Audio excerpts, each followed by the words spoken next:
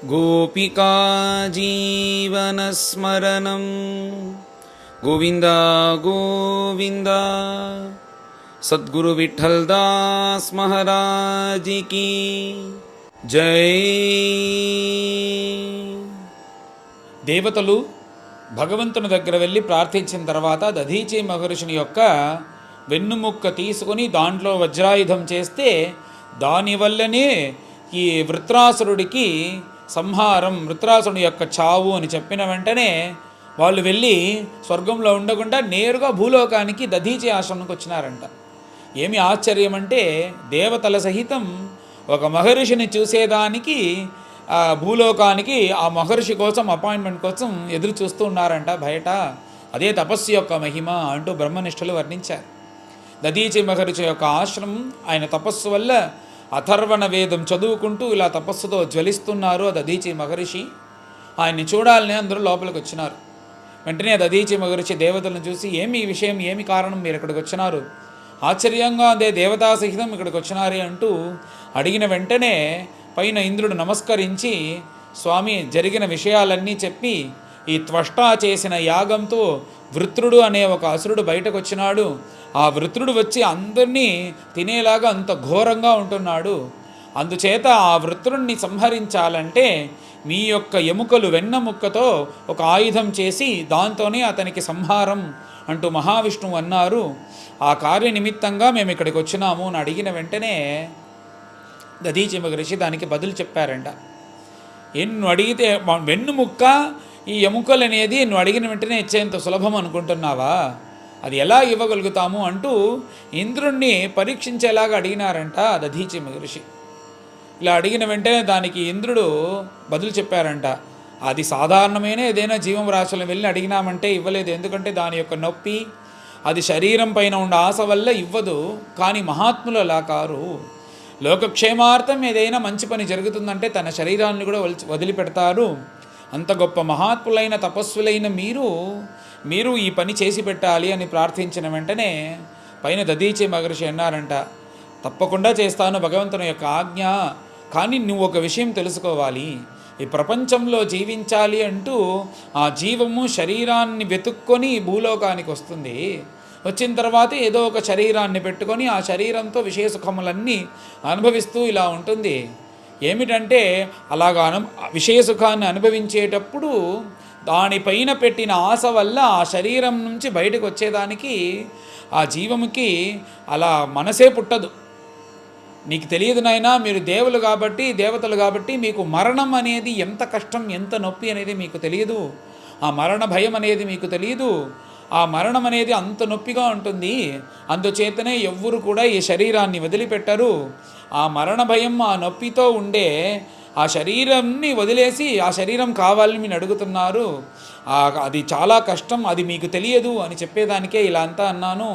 తర్వాత తప్పకుండా భగవంతుని యొక్క ఆజ్ఞ వల్ల ఈ శరీరాన్ని మీకు ఇస్తాను అంటూ తన యోగాగ్నితో తన మనస్సులో ఉండే భగవంతుని చరణారవిందాన్ని చేసుకుంటూ ఈ శరీరం అనే ఆవరణాన్ని కింద తోసి ఆ జీవం అనే ఆత్మ అనేది పైకొచ్చిందంట. ఇంద్రులందరూ చూసి పరమాశ్చర్యం, ఇది భగవంతుని యొక్క కృప వల్ల, మహాత్ములు యోగుల వల్లనే ఇది సాధ్యం అంటూ ఆశ్చర్యంగా చూస్తూ దధీచి మహర్షిని చూసి నమస్కరించారంట. పైన దధీచి మహర్షి, ఈ శరీరమే కదా మీకు కావాలి, దీన్ని తీసుకోండి, నేను అఖండంగా ఉండే బ్రహ్మంతో పైన పోయి కలిసిపోతాను అంటూ చెప్పి ఆయన అక్కడి నుంచి బయలుదేరారు. వెంటనే ఆ శరీరాన్ని తీసుకొని పరమ సంతోషంతో నేరుగా విశ్వకర్మ ఎక్కడున్నాడో విశ్వకర్మని వెంటనే రమ్మన్నారు. రమ్మని వచ్చిన తర్వాత విశ్వకర్మ దగ్గర చెప్పి, ఈ శరీరంలో ఉండే వెన్నముక్క మిగతా ఎముకలన్నీ తీసుకొని నువ్వు బాగా దృఢంగా ఒక వజ్రాయుధాన్ని చేయాలి. ఆ వజ్రాయుధంతోనే ఈ విత్రుడికి సంహారం అంటూ భగవంతుడు అన్నారు. అలాగూ నువ్వు వెంటనే చేయాలి, మనకు సమయం లేదు అని విశ్వకర్మ దగ్గర అడిగిన వెంటనే విశ్వకర్మ కూడా ఒక అద్భుతమైన వజ్రాయుధాన్ని తయారు చేసి ఇంద్రుని చేతిలో పెట్టారు. ఆ వజ్రాయుధాన్ని తీసుకున్న వెంటనే ఇంద్రుడికి ఏమిటంటే వృత్రుడి యొక్క సంహారమే అయిపోయింది అని సంతోషమంట. పైన ఐరావతంతో అన్ని సేనలను, దేవతలను అందరిని తీసుకొని తాను మొదటిగుండు సాధ్యులు, యక్షులు, కిన్నలు, గంధర్వులు అన్ని దేవతలతో పాటు సేనాధిపతిగా ఇంద్రుడు బయలుదేరి నేరుగా ఇంటికి పోలేదంట. ఈ వృత్రుడిని సంహరించాలి, మొదట ఈ వృత్రునితో సంహరించాలి అంటూ యుద్ధానికి బయలుదేరాడు ఇంద్రుడు.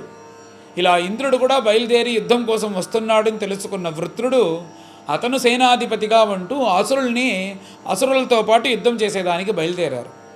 ఇలా అసురులందరూ కింద రసార్తల లోకంలో ఉంటారు, దేవతలందరూ పైన స్వర్గలోకంలో ఉంటారు కదా. కానీ వీళ్ళు యుద్ధం చేసేదానికి ఎన్నుకున్న చోటు ఏది అంటే మన భూలోకంలో నర్మదా నదీ తీరంలోనే, ఆకాశంలోనూ భూమిలోనూ ఎక్కడంటే అక్కడ యుద్ధం చేసేదానికి వాళ్ళు ఇలా నిర్ణయించుకున్నారు. ఇక్కడ భూలోకంలో యుద్ధం అనేది జరుగుతుంది.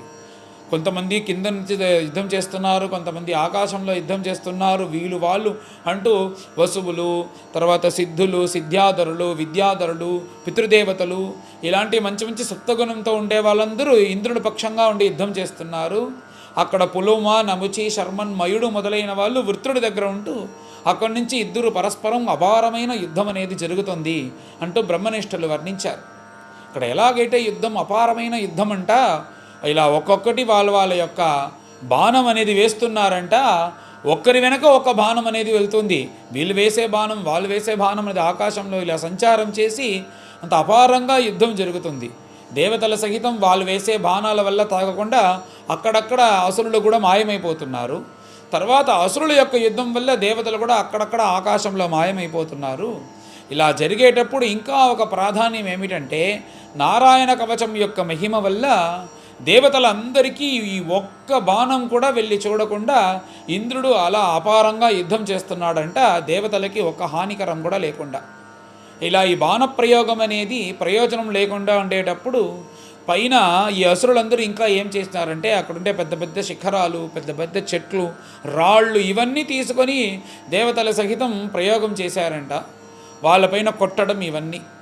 అవి కూడా దేవతలు ఏమి చేయలేనప్పుడు ఇక పైన మనం వీళ్ళతో వచ్చి కొట్లాడి యుద్ధం చేసి గెలవలేము అంటూ కొంతమంది అసురులు ఏమన్నారంటే, ఈ పులోమ, శర్మన్, మయుడు అనేవాళ్ళు మన ప్రాణభిక్ష అయినా మనకు కావాలి, ఇక్కడి నుంచి బయలుదేరిపోతామంటూ వృత్రుడికి తెలియకుండా అక్కడి నుంచి వాళ్ళు మళ్ళీ తన ఇంటికి వెళ్ళాలని బయలుదేరుతున్నారు.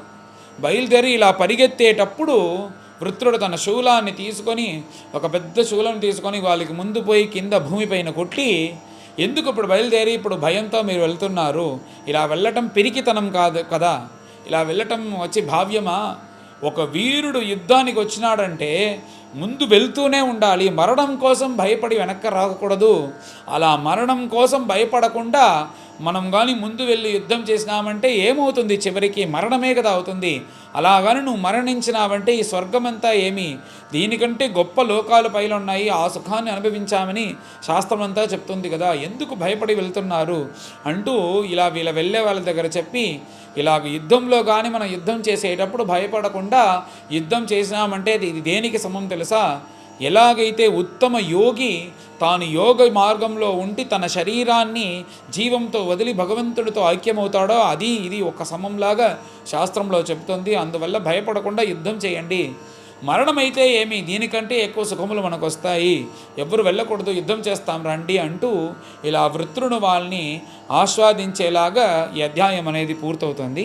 పైన అందరం కలిసి అధ్యాయాన్ని పారాయణం చేస్తాం. అథ దశమోऽధ్యాయః శ్రీశుకోవాచ ఇంద్రమేవం సమాదిశ్య భగవాన్ విశ్వభావనః పశ్యతాం అనిమేషానాం తత్రైవాంతర్దధే హరిః తథాభియాజితో దేవైః ఋషిః ఆథర్వణో మహాన్ మూదమాన ఉవాచేదం ప్రహసన్నివ భారత అపి బృందారకాయూయం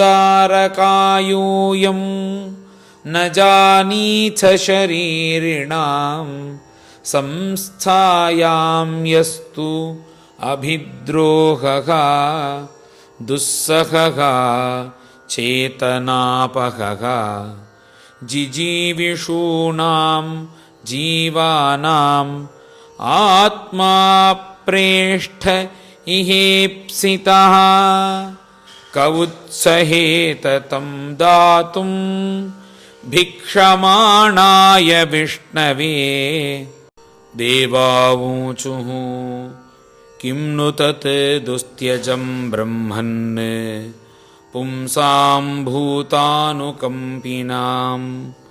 भवद्विधानां महतां पुण्यश्लोकेड्यकर्मणां ननु स्वार्थपरो लोकः न वेद परसङ्कटम् यदि वेद न याचेत नेति नागयदीश्वरः।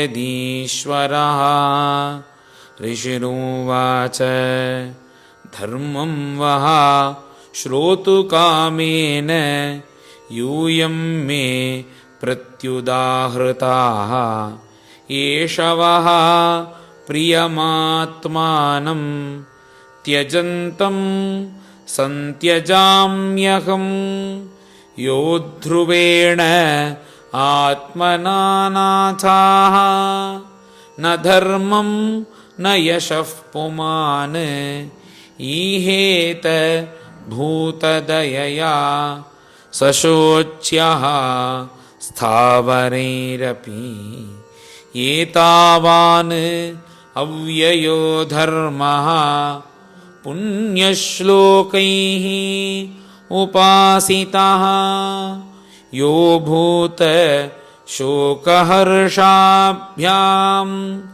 आत्मा शोचति हृष्यति अहो दैन्यम् अहो कष्टम् पारक्यैः क्षणभङ्कुरैः यन्नोपकुर्यात् अस्वार्थैः मर्त्याः स्वज्ञातिविग्रहैः।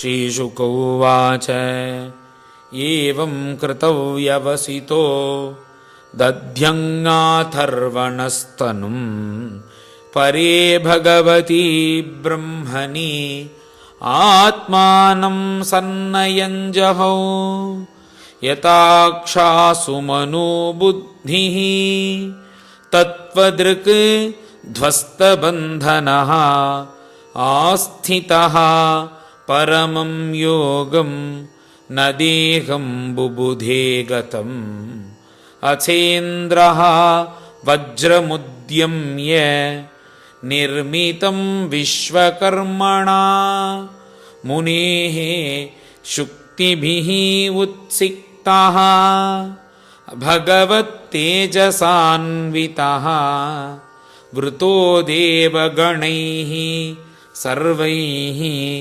गजेन्द्रोपर्यशोभता स्तूयमानो मुनिगणैः त्रैलोक्यं हर्षयन्निव वृत्रम् अभ्यद्रवच्छेत्तुम् असुरानीकयूथपैः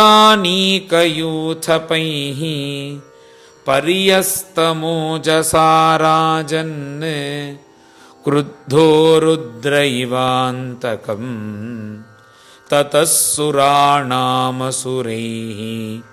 रणः परमदारुणः त्रेतामुखे नर्मदायाम् अभवत् प्रथमे युगे रुद्रैर्वसुभिरादित्यैः अश्विभ्यां पितृवह्निभिः मरुद्भिः ऋभुभिः साध्यैः विश्वे देवैः मरुत्पतिं दृष्ट्वा वज्रधरं शक्रं रोचमानं स्वया श्रिया नामृष्यन् असुराराजन् मृधे वृत्रपुरःसराः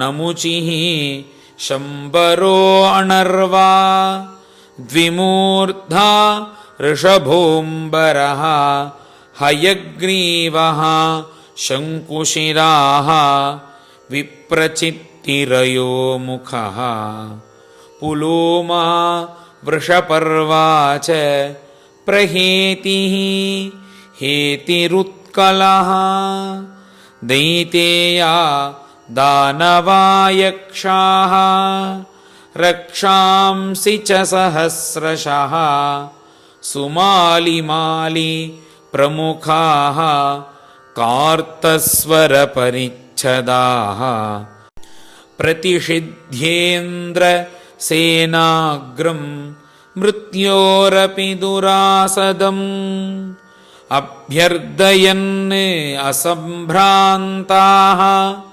सिंहनादेन दुर्मदाः गदाभिः परिघैर्बाणैः प्रासमुद्गरतोमरैः शूलैः परश्वधैः खड्गैः शतघ्नीभिः बुषुण्डुभिः सर्वतो अवाकिरन् शस्त्रैः अस्त्रैश्च विबुधर्षभान् न ते दृश्यन्त सञ्छन्नाः शरजालैः समन्ततः पुङ्खानुपुङ्खपतितैः ज्योतींषीव नभोगणैः न ते शस्त्रास्त्रवर्षौघाः ह्यासेदुः सुरसैनिकान् छिन्नाः सिद्धपथे देवैः लघुहस्तैः सहस्रधा अथ क्षीणास्त्रशस्त्रौघाः गिरिशृङ्गद्रुमोफलैः अभ्यवर्षन् सुरबलं चिच्छिदुस्तांश्च पूर्ववत् तानक्षतान् स्वस्तिमतो निशाम्य शस्त्रास्त्रपूगैः अथ वृत्रनाथाः द्रुमैर्दृषद्भिः विविधाद्रिशृङ्गैः अवीक्षतान् तत्र सुः इन्द्रसैनिकान् सर्वे प्रयासा अभवन् विमोघाः कृता देवगणेषु दैत्यैः कृष्णानुकूलेषु यथा महत्सु क्षुद्रैः प्रयुक्तारुषतीरूक्षवाचः ते स्वप्रयासं वितथं निरीक्ष्य हरावभक्ता हतयुद्धदर्पाः पलायनाय अजमुखे विसृज्य पतिं मनस्ते दधुरात्तसाराः वृत्रोऽसुरांस्तान् अनुगान् मनस्वी प्रधावतः प्रेक्ष्य बभाषयेतत् पलायितं प्रेक्ष्य बलं च भग्नं भयेन तीव्रेण विहस्य वीरः कालोपपन्नां रुचिरां मनस्विनाम् उवाच वाचं पुरुषप्रवीरः हे विप्रचित्ते न मुचे पुलोमन् मया नर्वञ्छम्बर मे शृणुध्वम् जातस्य मृत्युः ध्रुव एष सर्वतः प्रतिक्रिया यस्य न चेह क्लृप्ताः लोको यशश्चाथ ततो यदि ह्यमुं को नाम मृत्युं न वृणीत युक्तम् द्वौ सम्मता विह मृत्यु दुरापौ यद्ब्रह्म सन्धारणया जितासुः कलेवरं योगरतो विजह्यात् यदग्रणीः वीरशये निवृत्तः श्रीहरये नमः श्रीहरये नमः। इति श्रीमद्भागवते महापुराणे पारमहंस्यां संहितायां षष्ठस्कन्धे इन्द्रवृत्रासुरयुद्धवर्णनं नाम दशमोऽध्यायः। गोपिका जीवनस्मरणं గోవింద గోవింద. సద్గురు విఠల్ దాస్ మహారాజ్ की जय.